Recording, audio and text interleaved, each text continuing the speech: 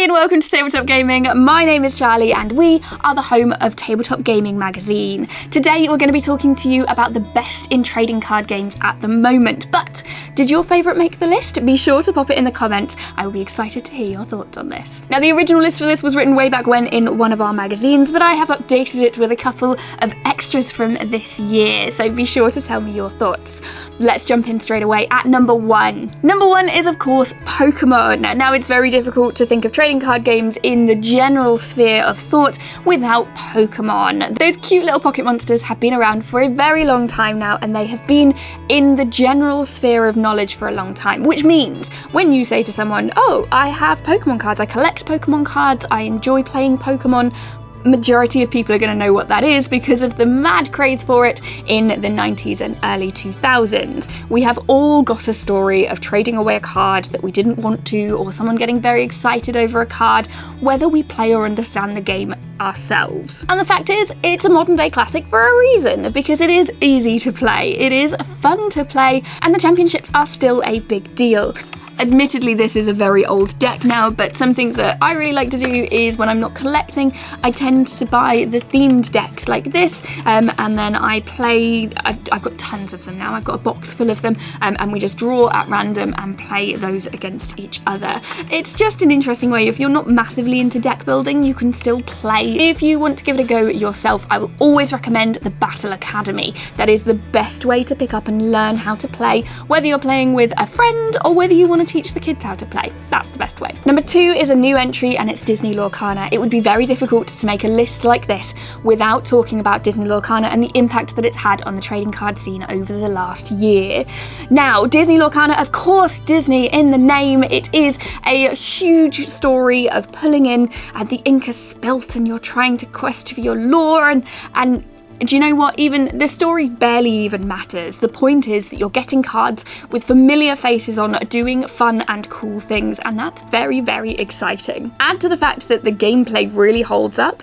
It's kind of a step up from Pokémon in terms of difficulty. It's a little bit harder, but it's never too difficult. It's always easy to teach someone else how to play, and with each and every set there is more abilities, more actions taking place and being able for you to do. Plus, they've not long launched their set championships and their international championships, so you can get on board at an early stage and become a champion. Of course, Lorcana, you've probably seen these everywhere. They're in things like game stores of all places, so you can get your hands on these quite easily, but the troves tend to be a little harder to find.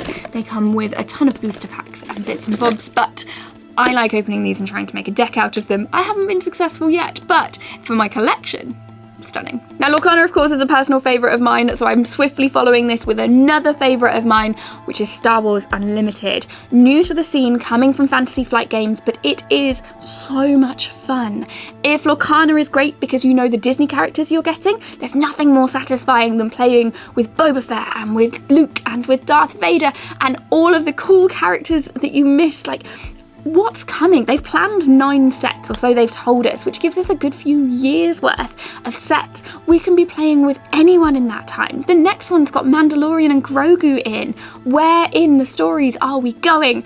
I, as a Star Wars fan, can't wait to find out, but as a trading card game fan, I love it. And the thing that I love especially about this, it's another step up from Lorcana in terms of difficulty, so Pokémon probably your easiest on the list, then you move up to Lorcana, which is a little bit more complicated. This is probably one step further. You're not going too complicated at any stage, but your fight, instead of being just your standard, I'll do all my actions and take my turn, and this is our playing field, your fight is very different. So you take one action, then you pass to your partner, and they then take their action, which means you get this sort of cinematic back and forwards that replicates the films themselves. Add to that, you're playing in 2 spheres. You're playing on the ground and you're also playing in the skies, which means not only do you have your ground units, which means you get like your R2-D2 and your probe droids and all those sorts of things, but you're also playing in the skies, which means you get the ships available to you as well.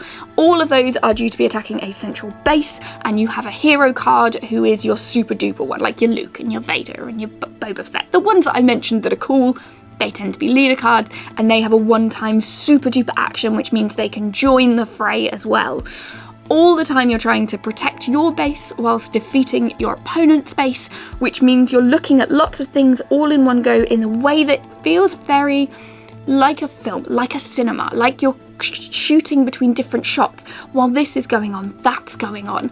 And whilst it sounds like a lot in play, it's actually not. It all makes sense. It's all in front of you. It's very easy to pick up and learn, especially with the starter set, which I would 100% recommend. And from there, you can build your deck out. But really good fun. This, of course, is not your starter deck. This is a booster pack, which we will dive into shortly. So be sure to keep an eye on our YouTube and you'll be able to see some interesting things from that on TikTok too. But look how great the artwork is. It's great fun. There's plenty in there and I'm very excited about this. Next on the list is a classic, and it is technically a living card game as opposed to a trading card game, but it's one that we've loved for many years, which is Arkham Horror, the card game. Now, there are starter sets that you can pick up for this, but it is, I would argue, 100% worth watching YouTube videos on the best way to play it, because I've never had much success with reading the instructions to figure it out. Once you get playing though, it all makes sense, and it takes you in this beautiful Cthulhu story of all of the good stuff that we love from the terror of the mythos, but in a card game that gives you lots of options, and you can start then collecting the packs that come thereafter. They are set cards, there is no sort of randomness in it, which I think offers us a bit of a palate cleanser from what we're used to, but allows us to go on these huge narratives, these huge stories that are very exciting to try and beat. Next up is Magic the Gathering. It's another Pokemon, really. You couldn't have a list without having Magic the Gathering on it. Friday Night Magic is still a thing everywhere. There are very few game stores that won't be running something with Magic the Gathering, and they are doing some really cool things at the minute. Their different themed decks are adding a lot of extra interest. So instead of just having, say, oh, we're going to theme it on this character or this style, which they've done historically, there's a lot more now in terms of, do you know what, we're going to theme this on a game or a franchise or something else. And it means that if you've played before, there's a reason to come back. If you haven't played, there's a reason to dip a toe in the water and see what you think. Now, admittedly, I am not a Magic player. This is a original list throwback, but I'm fully aware of how incredibly important it is to the gaming landscape, because you'll have a lot of people that are saying, I'm not a gamer, and then you ask and, oh no, but I do play Magic. My friend, you're one of us. Next up is Flesh and Blood. Now this one, you will probably have seen the posters everywhere. I feel like every gaming store you walk into, there is something to tell you that Flesh and Blood is available. It is something that was created by some ex-Magic players a little while ago, which means you have this sort of level of understanding of the industry, of what works and what doesn't, and trying to correct mistakes. I say mistakes as if they're not preferences. Trying to correct preferences that people have, and feedback, say, from being a player of those games into something new. Now this leans a little bit more into the fantasy side of things, that you're the hero and there's magic and there's lots of the things that I kind of love from D&D feed into this. But it's very complementary to different play styles as well. So whatever is your vibe, there'll be an option for you, and their championships are huge. They do some insane things with them. You're talking like big Las Vegas shows. Incredible. Next up is the One Piece card game. Now this is one glimpse of the artwork and you'll go, it's based on manga, and you would be right. It is incredibly popular in Japan. It has brought out a ton. You'll find it everywhere amongst the world now, and the One Piece card game is just storming at the moment. It sold out its championships in seconds, faster and with a bigger attendance than the likes of similar Pokémon events recently. That's insane for a relatively new card game on the market. Now admittedly, it doesn't play into the same sort of vibe as like your Disney Lorcana or your Star Wars Unlimited, where it's something that other people know but are drawn in through that. I like Star Wars, therefore I'll try Star Wars Unlimited.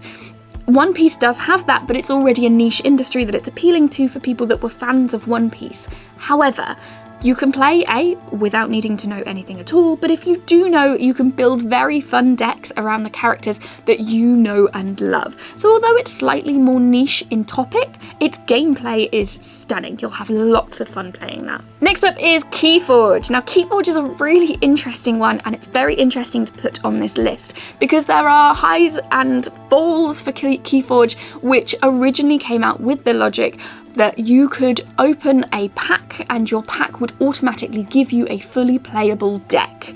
that is incredibly exciting when you think I have opened countless Lorcana boxes just trying to make a usable deck. Sometimes it's possible, sometimes it's just not.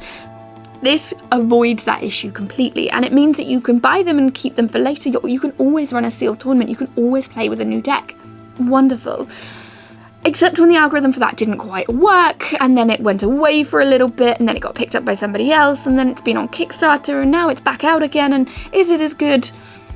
The debate swings. Some say yes, some say no, but ultimately what it represents, and those early decks especially, are stunning, and it is a really interesting venture into this market. It is very notable, and so it makes this list. The last one on this list is Universus. Universus is again one of those where it's been around for a while, but it's gaining its momentum now, and it's very noticeably gaining its momentum.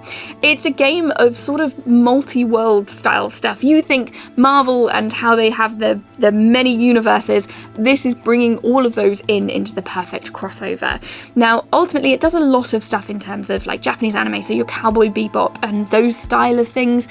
Very much you'll see a lot of that. However, it's also recently breached into Critical Role. We're looking at the Mighty Nine themed decks, which is amazing. That sort of overlap means that we can bring in RPG players who might be interested, or people that just have a curiosity and want to give it a go. And I think anything that brings more people into our hobby is always a win.